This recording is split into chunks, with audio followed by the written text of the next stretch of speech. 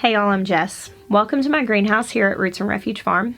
The topic of today's discussion is one that I really love to talk about. And today I want to do kind of an overview, though a comprehensive one, because I really want you guys to be equipped to understand the importance of seed saving. I've talked to a lot of people who start out in gardening and for whatever reason, they decide that seed saving is too confusing or too hard, and they just don't want to go through the trouble of learning about it. And so they just plan on continuing to buy seeds. And I actually did the exact same thing. I misunderstood the requirements of seed saving, and I didn't save a single seed out of my garden for the first couple of years of gardening. This video is actually part of a collaboration that I am taking part in, hosted by Homesteaders of America. Throughout the entirety of this week, they are going to be highlighting multiple different channels covering multiple different topics about growing your own food. So I'll put a link down below so you can go check that out. It's going to be an amazing resource for information. And I was really excited that the topic that I was asked to teach about was seed saving. Now, I have an old video from a couple years ago that shows kind of some of the hands-on of seed saving, and I will link that down below as well if you want to check that out. I really want you to feel equipped, and when it comes to stuff like this, when it's confusing and it's presented in a way that might be intimidating to the new gardener, so many times people give up, and I do not want you to give up. I want you to feel encouraged and brave and know that you can grow food, and that this is something that is totally doable. It's not intimidating. There's no secret. I love to buy seeds. I have a very large seed collection. Still just get lost in the seed catalogs every year. Always want to know if there's something new. But it is undeniable that seed saving is definitely the cheaper route.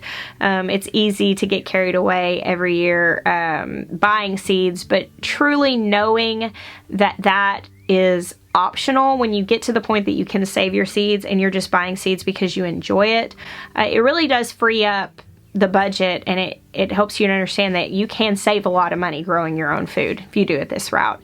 Potentially, you could get seeds for a variety. You could spend $3 on that package or trade with another gardener, and then you could potentially, if you save the seeds, grow that variety for the rest of your life, year after year of gardening, and that there's not much better financial deal than that. And of course, it is definitely the more sustainable route. I know that as of the time of filming this video, multiple of my favorite seed companies are temporarily closed down because of the coronavirus outbreak, and that so many people realize that they might need to grow a garden this year, and they rush the seed stores. And I'm certain that there are probably many a seasoned gardener out there with a little shoebox full of Ziploc baggies of seeds underneath their bed or in the back of their freezer or whatever that is not at all concerned about where their garden seeds are going to come from this year. So it's definitely the sustainable route. Like any resources, when we have an abundance of a resource, it gives us the ability to share with other people. The gardening community is really cool, and taking part in seed swaps and all of that is so much fun, and it's just a lot cheaper if you don't have to buy the seeds to take part. If you save the seeds from something that you grew, not only can you give story that goes with it, you can tell your part of the story that goes with it, but you'll just have a lot more seeds to give away. Whereas you buy a package of seeds and you get, between 25 and 100 seeds sometimes. If you save them, a lot of times you will have thousands of them. I'm going to talk about some really basic stuff. I feel sad sometimes when people come to me and they're like, I think this is a stupid question, but where do you get the seeds off of a carrot? And it's not a stupid question. If you've never been taught that, you don't know, and that's okay, and you're never going to know if you're too embarrassed to ask. So I want to talk about some really basic things. Botanically speaking, plants that we grow in our garden, they're all vegetation. Now, we call them fruits and vegetables, and a fruit is the structure of a plant that holds the seeds, kind of like the ovary. And so a cucumber and a tomato and a pepper and an eggplant, these are all fruits. And saving the seeds off of fruit-bearing plants is a little more straightforward because you cut open the fruit, which is the part you grew the plant to get, and there are seeds in there, and so you kind of know where the seeds come from. The plants that we call vegetables, the term vegetable in botany doesn't mean anything. It's all vegetation. But what we call vegetables, we're just eating part of the plant. We're eating the leaves of kale and lettuce and the stalk of rhubarb and celery and the root of carrots and radishes. And in order to eat the part that we want, in many cases, we actually have to end the life of that plant. So if you pull up a carrot, nice young carrot with a beautifully formed root, and you cut it up and put it in your soup, you will not get seeds off that plant because you just killed it and ate it. With some plants, it's not necessarily the case. You can harvest a handful of the leaves or whatever, and you can still get some seeds, but in many cases, you forego your seeds, the next generation of that plant, for your dinner. All of the varieties that we call vegetables, what you have to do is you have to let those plants live out their life. That same carrot, whenever you allow that taproot to keep growing, it's going to get bigger, it's going to get woody, it's going to send off little offshoots, and so the plant up above the ground is going to get bigger and bigger, and then eventually it's going to send off a center stalk, and at the top of that is going to be a cluster of flowers, and those flowers be really pretty, and the bees will come and visit them, and they're so nice looking, and then they dry up, and behind those flowers are the seeds of the carrot. And it's that way with pretty much all the plants that we call vegetables. The broccoli, you know, the head of broccoli, it has all those little bitty pieces that get stuck in your teeth. Those all open up into flowers. The broccoli is just like the unopened bud head of a plant. Kale, lettuce, all of these. Cabbage actually will like come up into like a big cone and shoot up flowers. All of they go to seed. It's also called bolting.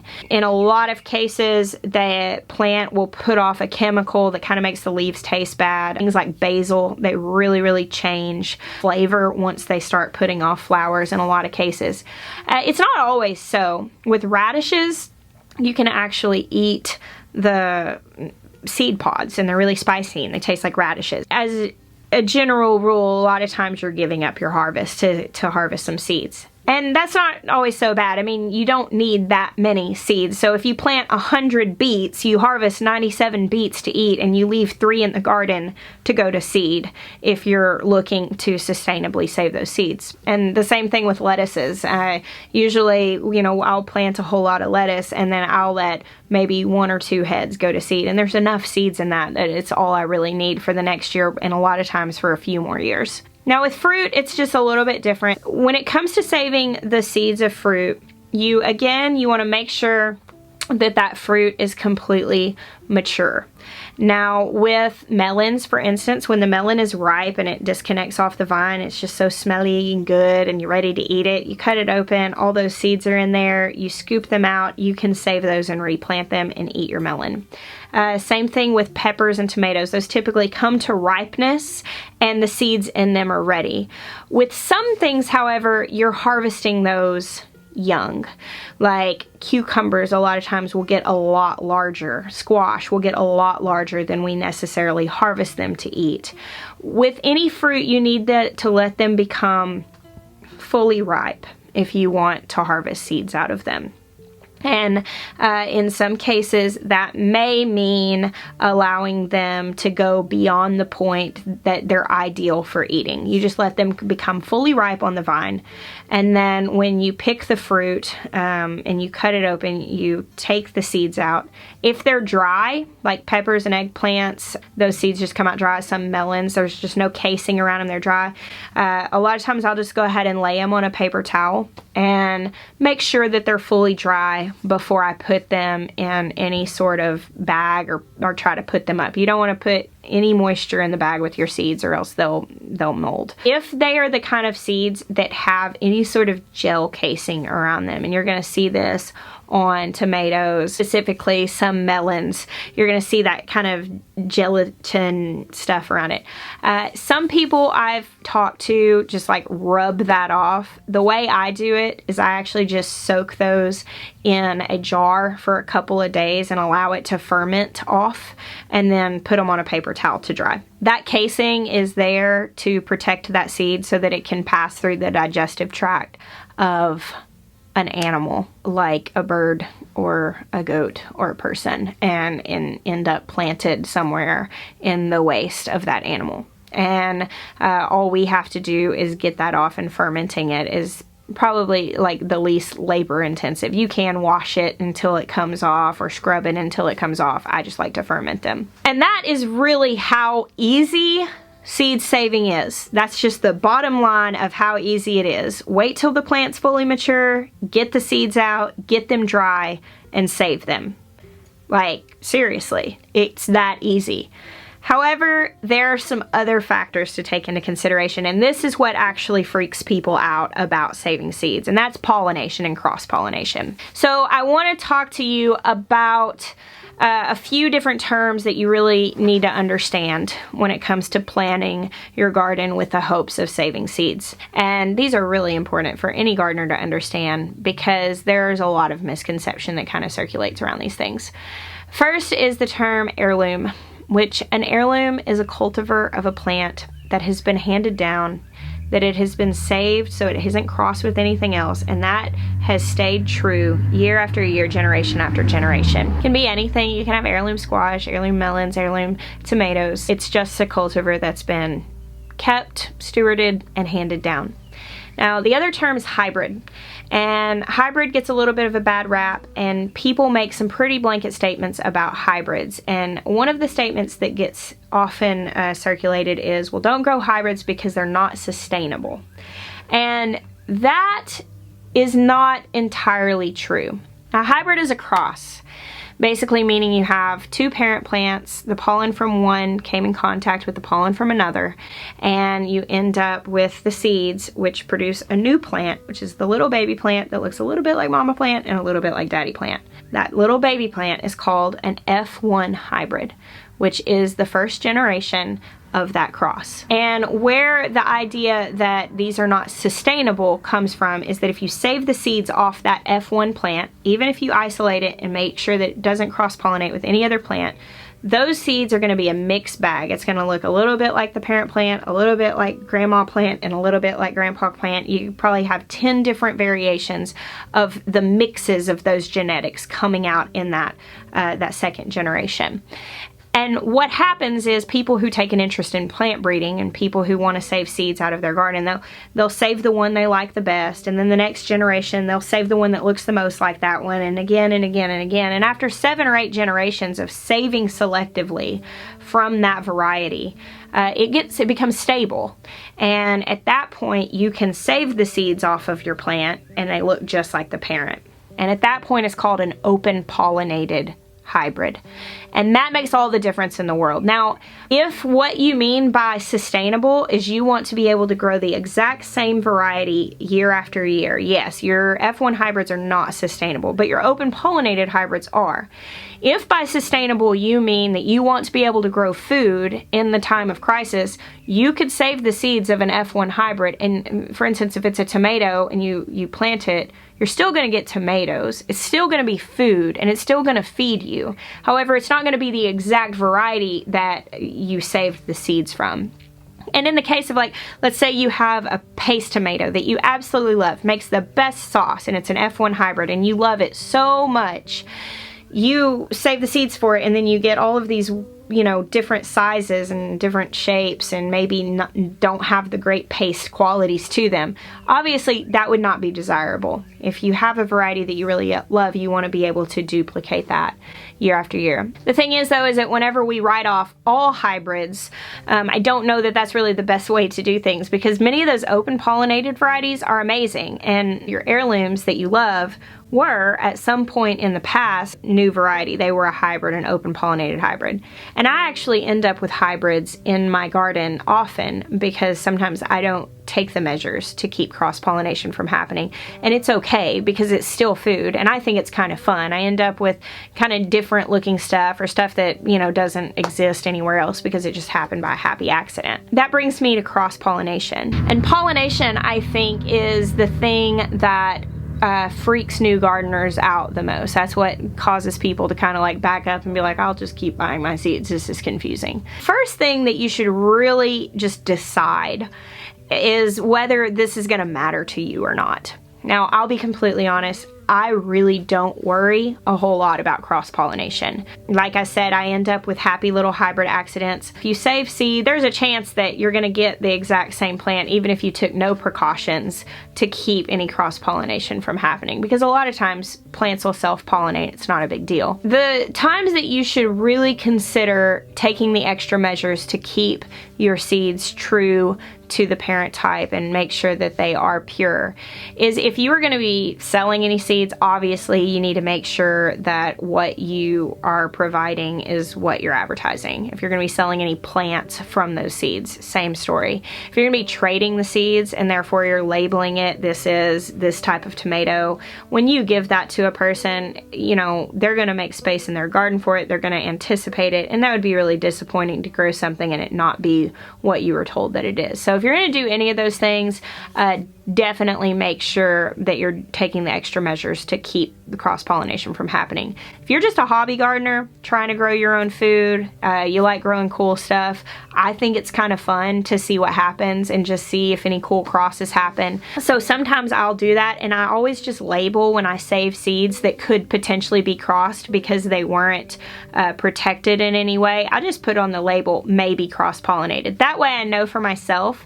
if I plant an okra seed that wasn't protected, I'm gonna get okra, but it just might not be the exact variety that I'm expecting, and I'm okay with that. I just wouldn't give those seeds to somebody else, and you know, that might potentially be disappointed. Whenever I first started gardening and wanting to save seeds, I wanted to do it on a budget and sustainably, just, you know, like many people do. I started reading about preventing cross-pollination, and I read something that said that you needed to put your garden at least 500 yards, you know, varieties of a plant 500 yards away from each other. And I was just thinking, what? Does this mean I only get to grow one kind of tomato and one kind of eggplant, one kind of pepper? That is so lame. Like, I don't want to do that. I was actually very, very discouraged, and I actually did not save seeds for probably 2 years of gardening because in my mind, I couldn't spread my stuff out, and I thought I was choosing a wide variety over the ability to save seeds, and that's so not true. If you can't space your garden out, the recommended space, which is typically people will list between 500 feet and half a mile. So if you can't space your varieties out that much, which, I mean, who can, and you're not willing to just grow one variety for each type of plant, and I mean most people aren't willing to limit themselves that much, then you kind of just have to go into using barrier methods of keeping those flowers from being exposed to pollen. So in the case of any variety that you're going to save the seeds for, you just want to cover those flowers up. You can use little bags, like little party favor mesh bags, as long as they're a really fine mesh, and that's going to keep pollen from blowing through on the wind or keep insects from visiting those blossoms, and you just cover the blossoms up before they open. Now you will have to take care to make sure that they do get pollinated. A lot of times if you've got multiple blossoms in a bag, just shaking the plant will do that, or maybe blowing on it through the bag will do that.